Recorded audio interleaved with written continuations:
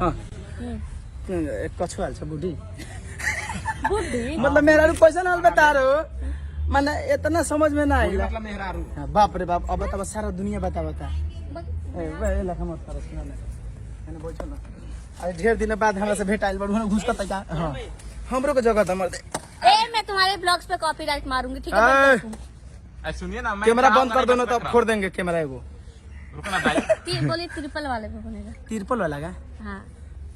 हे में खाली देखिए भाई लोग हाँ ठीक नु हो मत देखिए बहुत काफी दिनों बाद मिले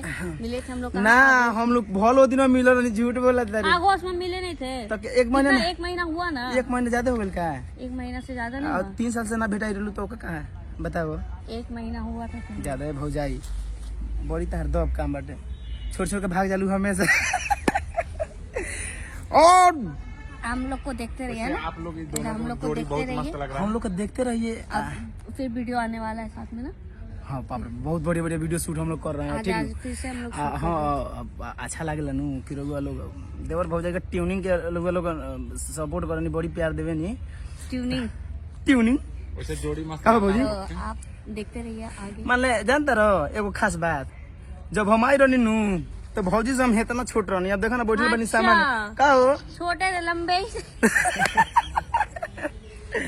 लेकिन तारा तो लंबा नहीं हो गल बनी हम लगत आज बाल के जानते ना भाभी का करवानी हम स्ट्रेट करवले बनी कोनी आज लुक चेंज हो जावा आ मोय मारो आंखें पर चढ़ रहा था हमरा ठीक नहीं लगत का अच्छा लग रहा। अब पहले से बाल सही हो गया आपका। आज न भेल ना तो पहले तो वही लगा रहे आज ही करवाए थे इससे बढ़िया लागत आप लोग भौजी जानते प्यार दुलार देख के एगो अभी हम खोले नहीं किया 2 बज गए ये सुनन होता नहीं भैया अब गइल बना भैया तो को जनतन केरा ले ले हम पैसा देता नहीं इतना फल में तोरा खाली केरा लोग